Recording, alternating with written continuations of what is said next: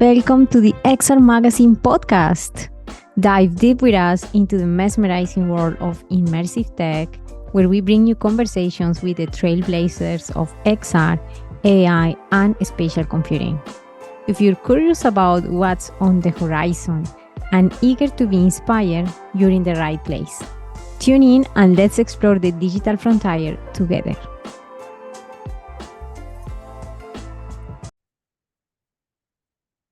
Our conversation for today in the podcast are with two amazing ladies, Lisa Peyton and Billie Goldman. And this is all about XR, which stands for AR, VR, MR, for communications and marketing.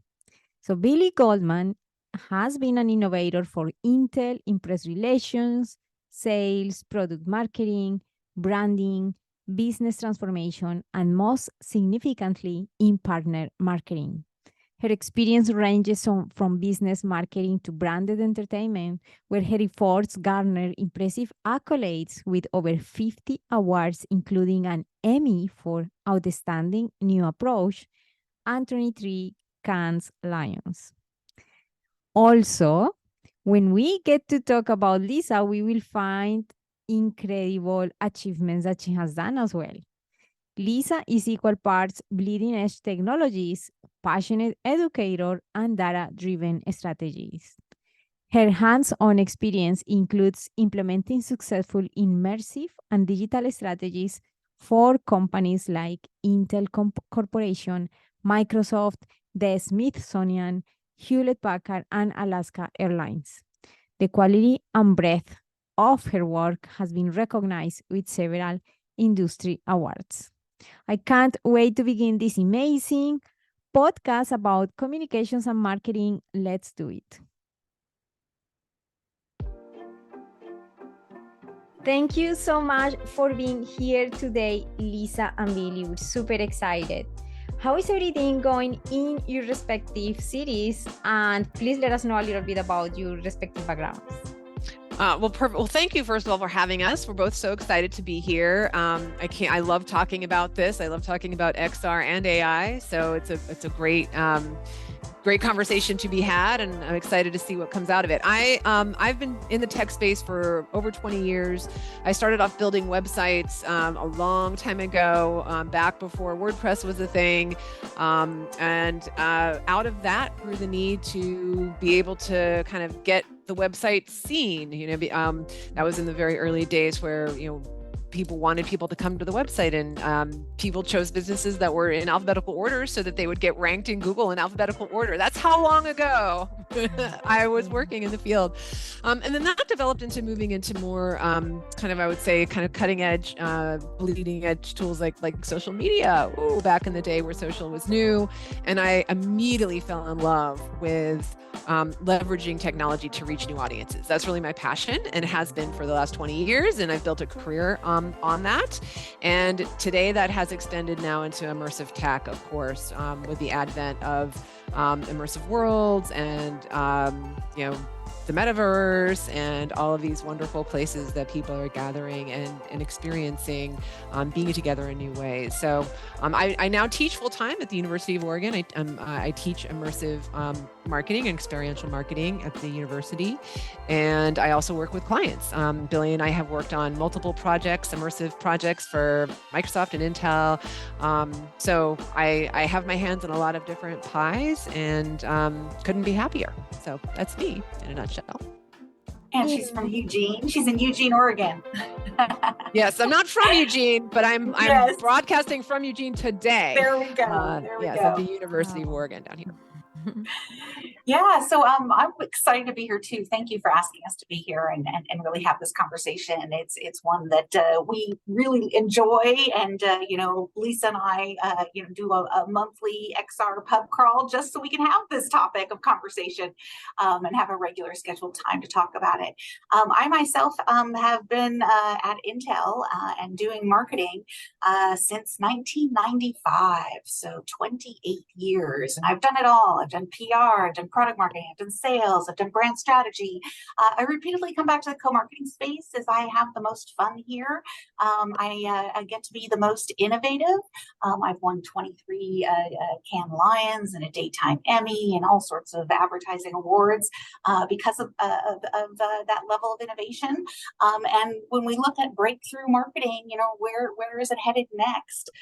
What is really going to reach an audience? There is great opportunity in the XR space, everything from augmented reality, mixed reality, virtual reality.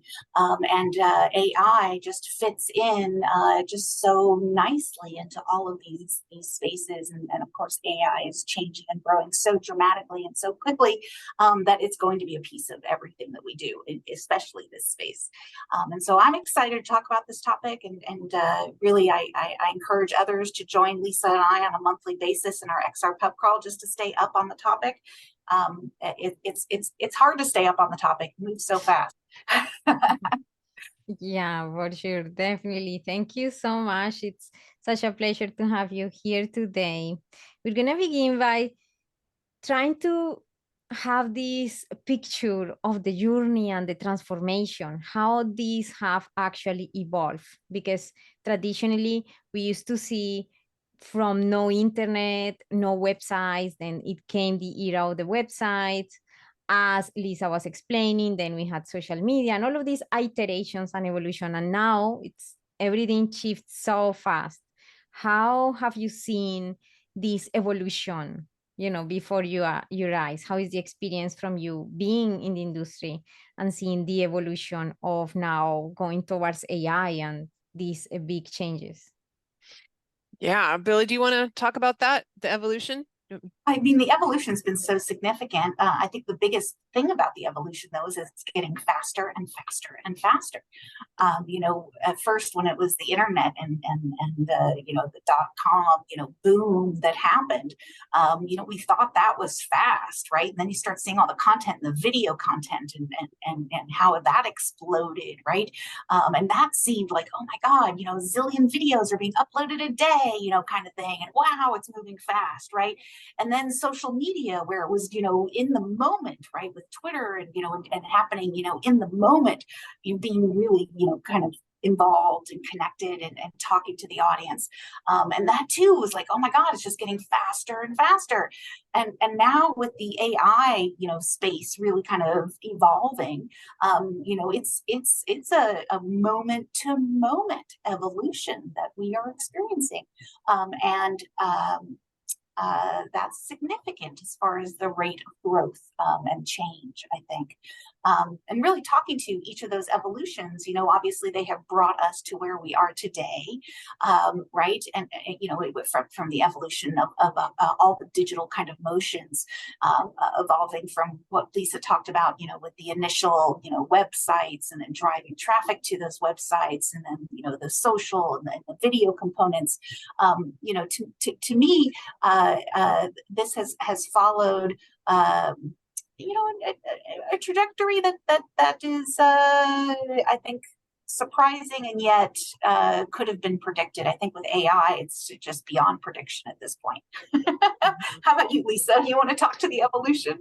Yeah, no, I agree with everything that you said. I think another big trend that kind of based upon this fast-paced kind of ride that we're all on is that things have exponentially moved from brand control, expensive agencies creating TV commercials to everyone being a 3D content creator. Push marketing to pull marketing, right? It's so interesting. Even if we think about, you had a website, and then websites, were kind of hard to make, and they kind of were expensive. And then, that was completely democratized. And and now it's like we're skipping over. I mean, in a way, there's just been this huge democratization of content, which is really, put marketing on its head and shifted away from spending lots of money to create your message to, okay, who do we partner with? Speaking of partner, who do we, how do we sidle up to these content creators? Get them excited enough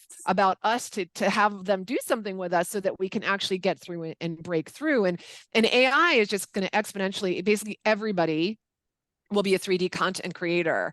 And any day now, I mean, any day now, I'll be able to talk like, I want, you know, a bright red Porsche with 2 doors, you know, 3D, hyper real, and it'll be in my living room. Like literally, we'll be able to do that. And like in the snap of, you know, just in the same way that you can create an image now with Midjourney, I'll be able to create a 3D image, like probably within 6 months. All right, it's going to be here, and that's going to be crazy when that happens. I mean, everything's going to explode. So, you know, I get very excited about this combination of XR, the potential AI coming together, the complete democratization of 3D, and then, but it's challenging because how, as a marketer, do you navigate within that new ecosystem? And some of us are on legacy, you know, kind of on these legacy, you know, foundations or traditional foundations that frankly don't work. You're worried about safety and security. They don't work, right? In the new landscape. Right.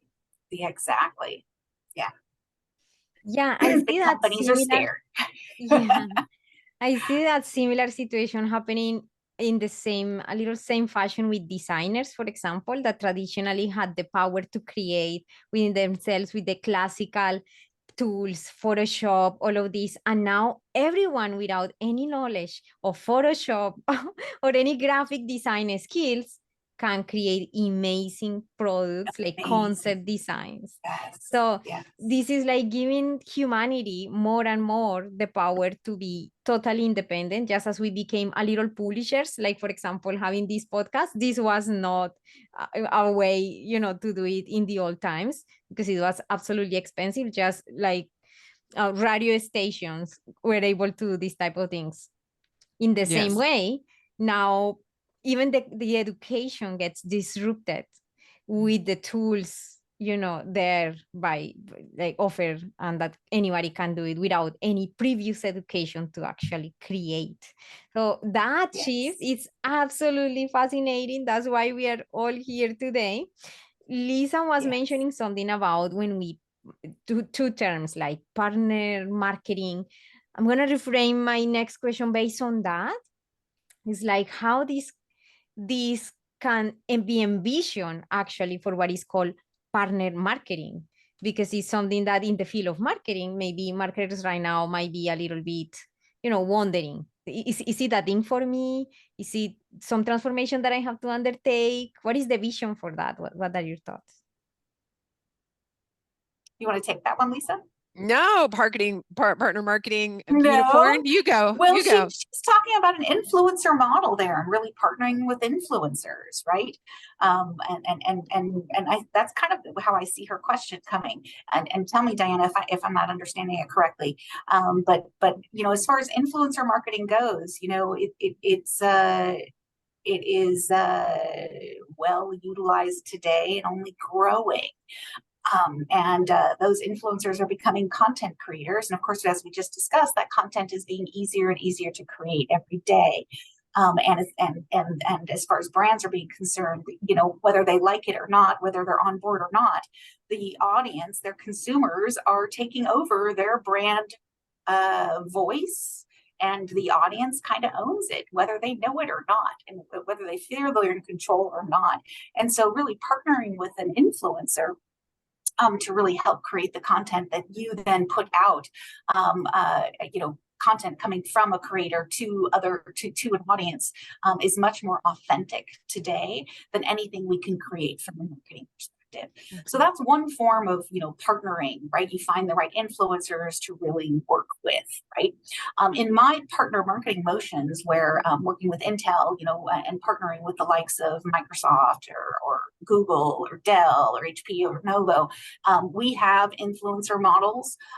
You know, I am, you know, working to push us into more innovative marketing.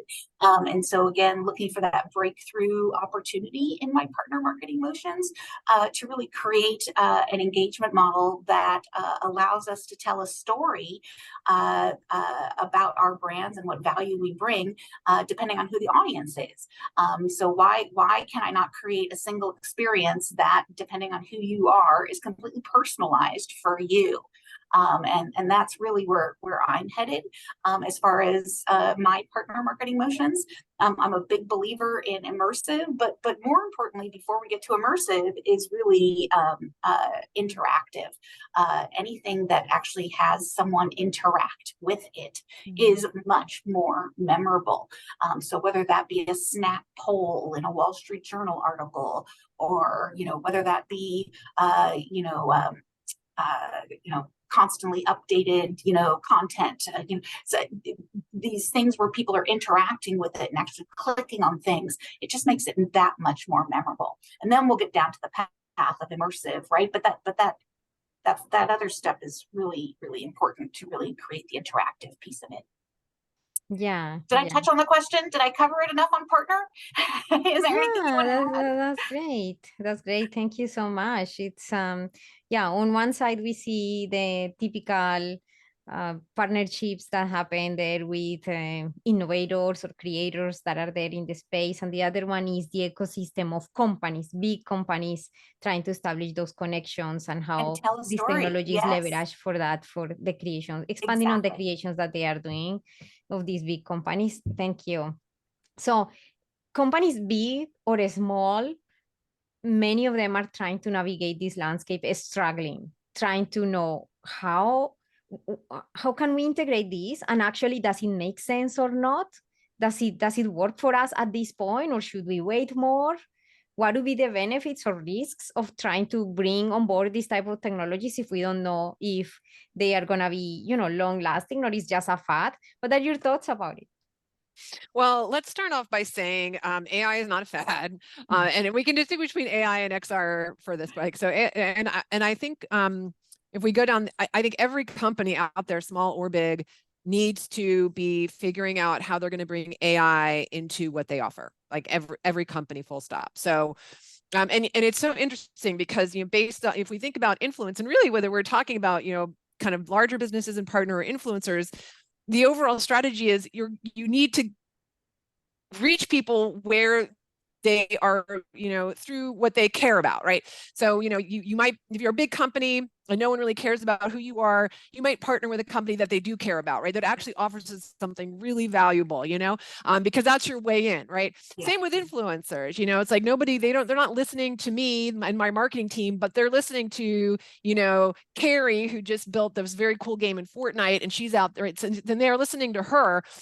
So how can we, so it's about finding the people that they're listening to, because we all know we're inundated with like messaging. So I don't know about you, but my email, I get hundreds and hundreds of emails a day, and like I delete 99% of them because I'm overwhelmed all the time with email. And so getting through, to someone, anyone, there has to be a personal connection, and they have to care. So that's the first piece. But so with AI, it's like, and just think about how not that long ago, Google completely owned search, right? Well, now with Bing and AI, that's in question. Like Google's dominance in search right now is completely teetering because of AI bringing in AI search, and they're so they are scrambling to like figure out, okay, we need to figure out this chat search thing, this AI search thing, like ASAP, or we're going to literally lose market share. And that happened overnight. That hurt like this, right? And so if you're a company, I can guarantee you that either your customers are looking to other companies to do what you are doing for them better with AI, or they're looking at a startup, or so in order to keep customers today, like we have to have an AI strategy. Like we have to at least say, hey, we're working on it. We've got you covered. Like we've got to make people feel like we are on it in some way or another. So that's AI. And like, if you haven't worked AI into your product offering or even thinking about it, you're okay. I don't know if you're beeped. That's my honest perspective on it. And Billie, very well, everybody may disagree with me. But if we talk about XR though, that, XR is a different story entirely. Okay. XR is very different. Because no, I would not recommend that every company, get into XR. I always caveat these conversations with there's a time and there's a place, and it has to be strategic, and you have to have a reason. Yes. So to that end, you want to first understand, I mean, it's really strategy 101. What do we need to do? What is the role? What is the job that our activation or campaign needs to do? Are we building awareness? Are we driving sales? Are we fill in the blank, whatever it is, whatever you are needing to do, you need to be very, very clear on what that is. Then who are we trying to reach? That's super important. We need to know exactly who we're trying to reach so we can go find them. And then it's always good to have like, okay, how do we want them to feel? What do we want them to do at the end of this thing? And, it's really just basic strategic. So once you have those all outlined and you really have a clear understanding of those things, then we can come in and be like, okay, we want, to gain, relevance and affinity with the Gen Z audience so that they, will be brand believers from the time that they're 19 to the time that they're 65. And we're going to have a lifetime customer. And, all of our customers that are currently aging out of our product will be replenished with this new batch. Like, right. Okay. We want that. So having all of that and knowing, all right, well, where are the Gen Zers? And ideally we would want to, do some segmentation, all the other things, but then you go find them. And believe it or not, millions and millions and millions of the young are in these virtual platforms. And this is where they are. This is where they're engaging. This is where they're paying attention. This is where they're building connections and affinities and, where they're playing out their identities, right? We all know as a brand, you want people to identify with your brand. You want someone to be a Starbucks person because they want to be, associated with Starbucks. Well, in order to get that level of connection, you have to go where they are and you have to speak their language and you have to offer them value. And so XR and immersive tech can do all of those things if done well. But that being said, if you're a company who's, looking to connect with your demographic between the ages of 75 and 80, and you're like trying to sell, I don't know, landline telephones, you're not gonna use that XR. So that's my longish answer for the question, but it's a good one. The one final thing I'll say, and I'm going to pass it over to Billie because I know she'll have some input too. Even though I don't think that everybody needs to do XR or immersive, or everyone needs to be thinking about it and at least consciously choosing to not do it. Right? You can't, if you're ignoring it, again, you're bleeped. Okay. You're in this category. Like, you can't be ignoring it. That's not the way to go. You need to consciously be making the decision and have a long-term strategic outlook that requires thinking and taking that bird's eye view and understanding what the technology can do. I mean, I think a big disconnect in a lot of what I think the value is, Billie, of our XR pub crawl that we do is that we allow marketers who may not be as savvy with some of these platforms to really understand the capabilities of what they can actually do and how they can actually engage, because so many of them don't even know what's possible. Yes. And so opening their eyes, because we have a savvy crew that come, like we're seasoned veterans. We know how to do marketing. We've been doing it for years and years. But where the disconnect is like knowing and lighting up, like, oh, I can do that with that, and that's the magic. And so getting in and rolling up your sleeves and going into these places, going into Fortnite, going into Roblox. I mean, I spent watching us do it last weekend, in Ralph Lauren's Race to Greatness experience in Fortnite, and I played the whole thing out. Why? Because I wanted to understand how they were doing that activation. It took me about 10 minutes. It was okay. But I had to do that in order to truly understand how to, how users are engaging on that platform. And I think that that's so important for all of us marketers, is to be able to go in and understand and speak the language of the platform. And unfortunately, I don't think that there are enough resources that really help us and allow us to do that. So that's my spiel. I would add, for businesses, paying attention to the space is so critical because it's changing so fast. Every 3 months, it's like a whole different landscape. And I would say there are many tools for a business that would actually help them save time that already exist today.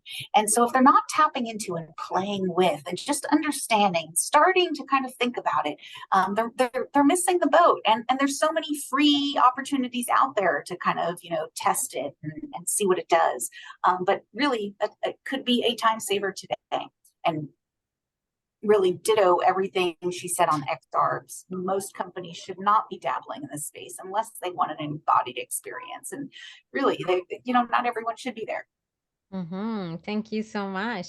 So for marketing, when it comes to marketing, creating these strategies, campaigns, and infusing this with the storytelling, which is something that resonates with people from the emotion that make them to, enjoy the experience.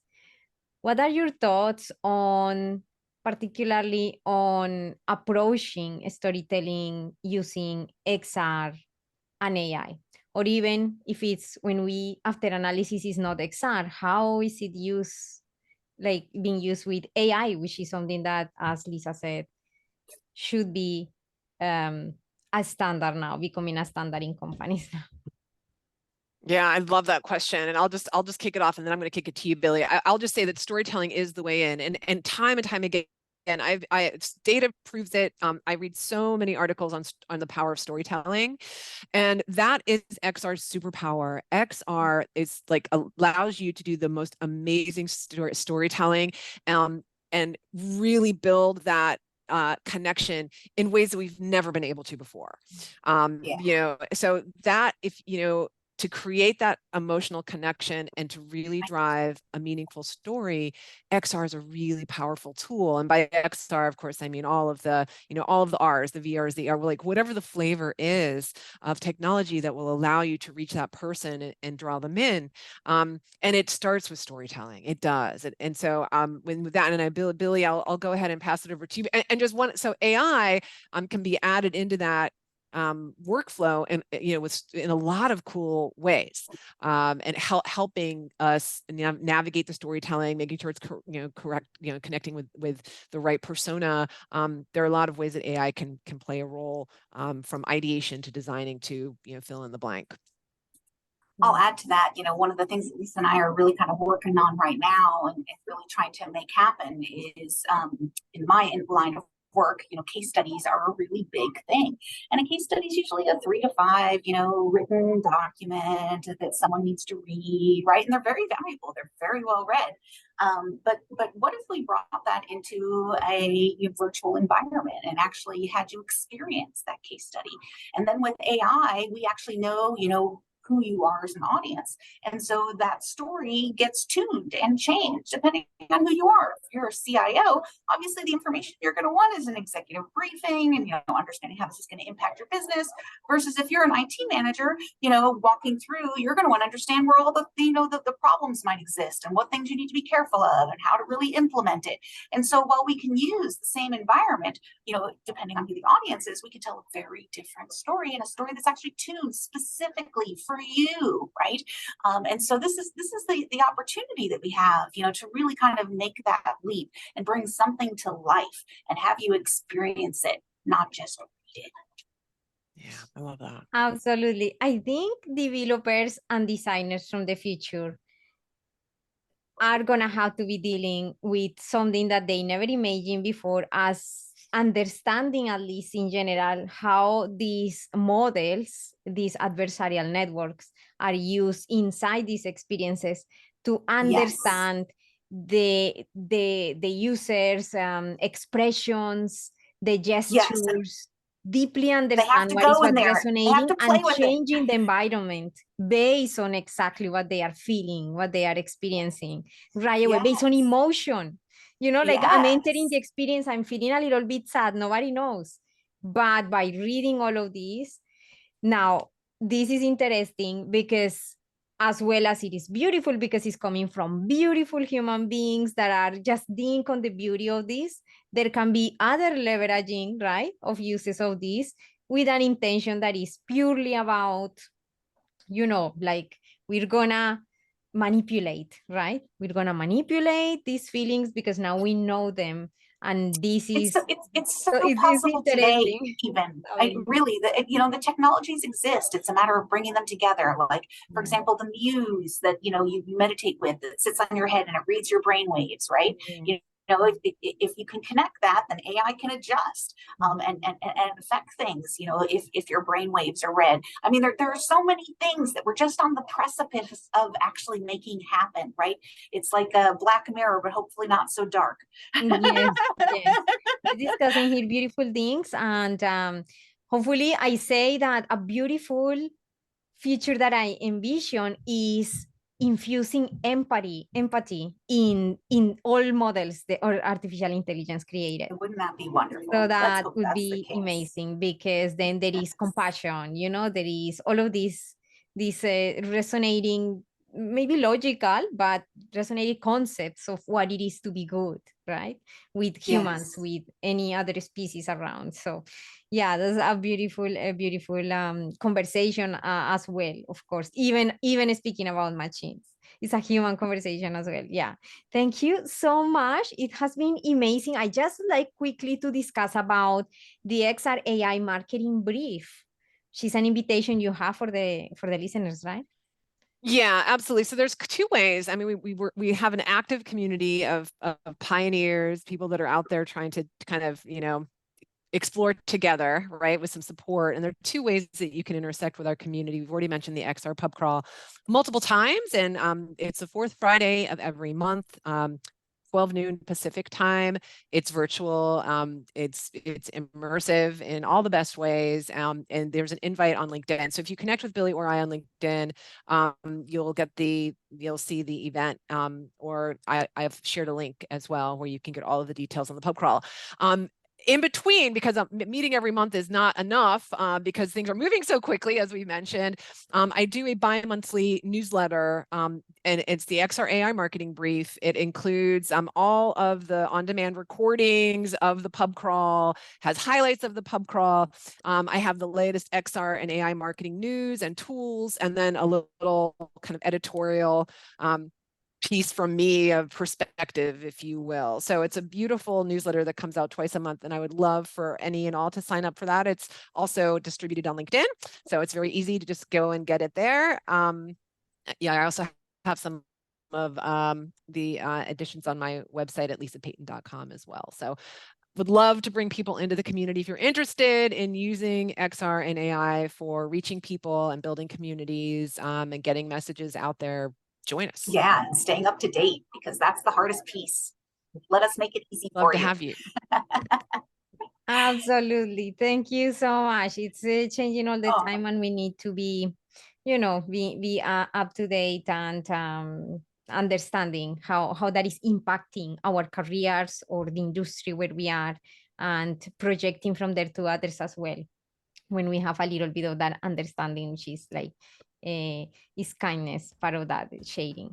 So thank you so much. Do you feel that I should have asked any other thing, that I'm missing something? What are your thoughts? No, I thought that was great. Yeah, no, I've had a wonderful time. Thank you. Yeah. Thanks for having us on. Yes, thank you so much. It's always a pleasure to be speaking about these topics, because as we can feel our energy, we spark when we speak about this storytelling, XR, AI, all the possibilities is so awesome. And this is something that we creators understand this. So it's always amazing. I think the listeners can feel the energy. So yeah, if you feel that there is a family member or a friend who might benefit from this podcast, please share the link. We were discussing at the beginning, it is a little bit rare, not so often, that we're speaking about XR, AI, and marketing. So it's a little specialized, and for all marketers out there, for companies, this pertains to all of these industries. It would be great to learn and start understanding of how this is playing in the ecosystem with these technologies.